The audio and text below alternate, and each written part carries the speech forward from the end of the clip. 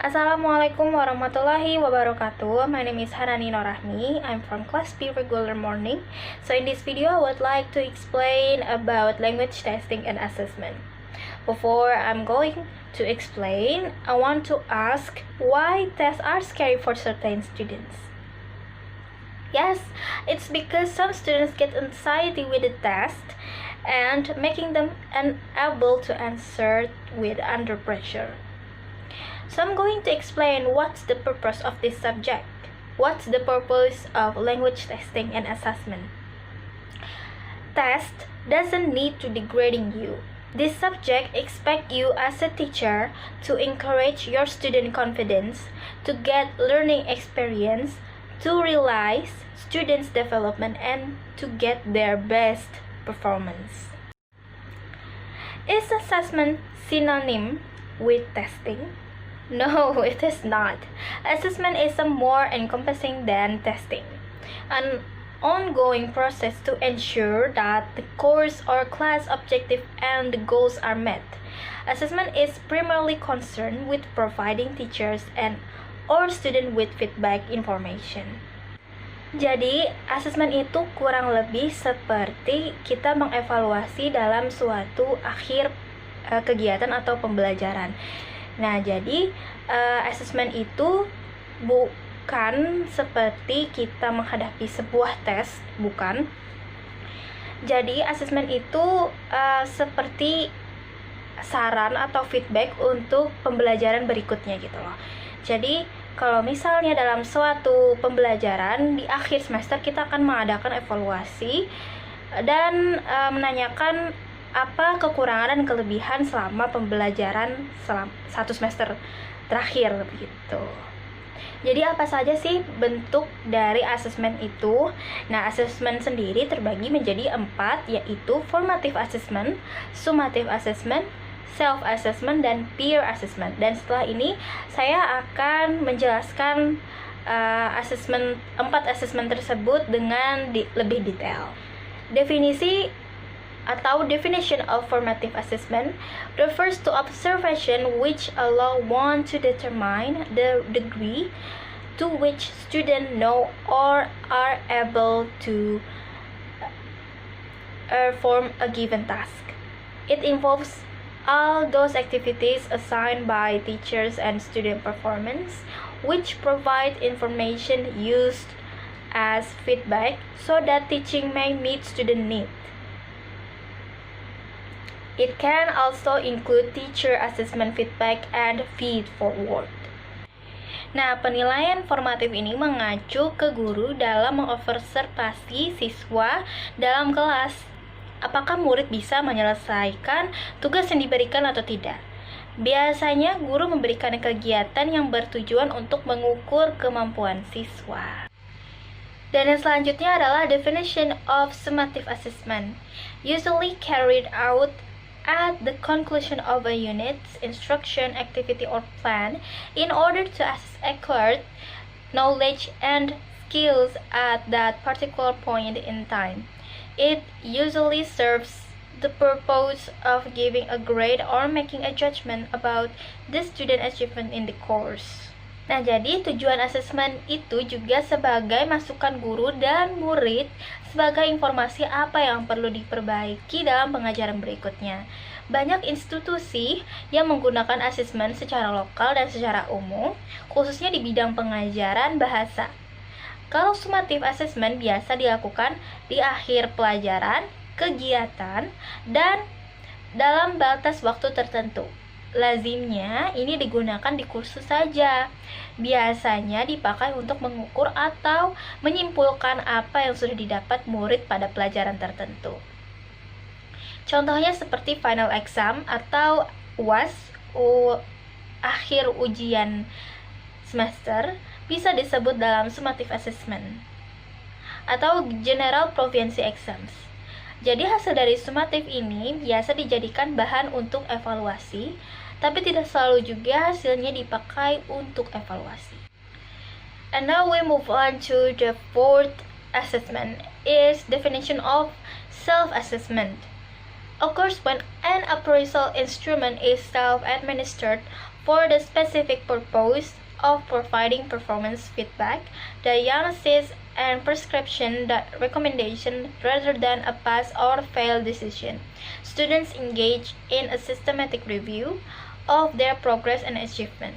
Usually for the purpose of improvement, it may involve comparison with an exemplar, success criteria, or other criteria.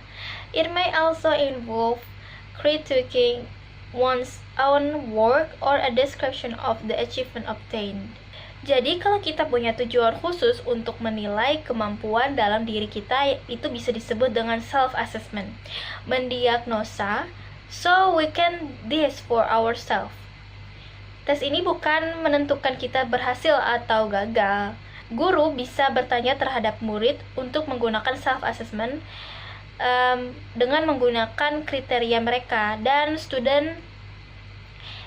students write feedback atau murid menulis feedback untuk mereka sendiri dan mengumpulkannya ke guru. Dan assessment yang terakhir adalah peer assessment. Definition of peer assessment occurs when students judge one another works on the basis of reference criteria. This can occur using a range of strategies. The peer assessment process needs to be taught, and students need to be supported by opportunities to practice it regularly in a supportive and safe environment. Jadi untuk peer assessment itu dapat dilakukan kalau guru ingin teman sekelas mereka yang menilai pasangan yang sudah ditentukan. Guru membuat kriteria apa saja yang dinilai dari pasangan murid tersebut. To do this, teacher must facilitate students to practice a lot how to assess. Jadi di sini kalau misalnya ingin melakukan peer assessment, si guru harus memfasilitasi si siswa untuk selalu berlatih bagaimana caranya untuk melakukan assessment. Does assessment include testing? Yes, it does. Testing is a particular kind of assessment which focuses on eliciting a specific sample of performance. The implication of this is that designing a test, we construct specific tasks that will elicit performance from which we can make the inferences we want to make about the characteristics of students, groups, or individuals. So how do we do test? There are different sort of testing, including achievement testing, communicative testing, competence testing, diagnostic testing, integrative testing, performance testing, progress testing, proficiency testing, and psychometric testing. Tetapi yang lebih sering digunakan adalah achievement testing, progress testing, dan proficiency testing. Dan selanjutnya saya akan menjelaskan tentang 3 testing yang saya sebutkan sebelumnya. Yang pertama adalah achievement testing. It is used to determine whether or not students have mastered the course content and how they should proceed. The content of achievement tests, which are commonly given at the end of the course, is generally based on the course syllabus or the course textbook.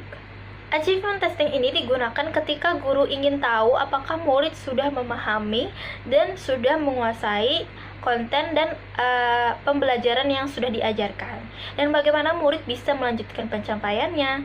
Dalam tes ini, guru harus mengacu ke silabus yang diterapkan di sekolah tersebut dan buku yang sudah disediakan di sekolah. The second, progress testing. It is used at various stages throughout a language course to determine learners' progress up to that point and to see what they have learned.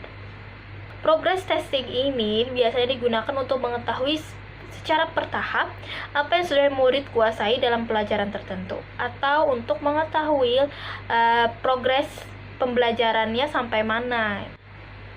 And for the last, proficiency testing. It is used to measure learners' general linguistic knowledge, abilities, or skills without reference to any specific course. Proficiency testing ini untuk mengetahui kemampuan murid secara general.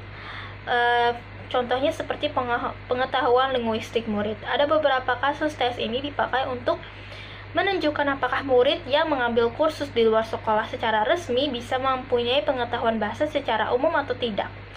Kasus lain, tes ini juga dipakai untuk menentukan apakah seseorang ini menguasai pengetahuan secara general pada area tertentu atau tidak, misalkan tentang tourism. Dan proficiency testing ini juga bisa dinamakan sebagai specific purposes test.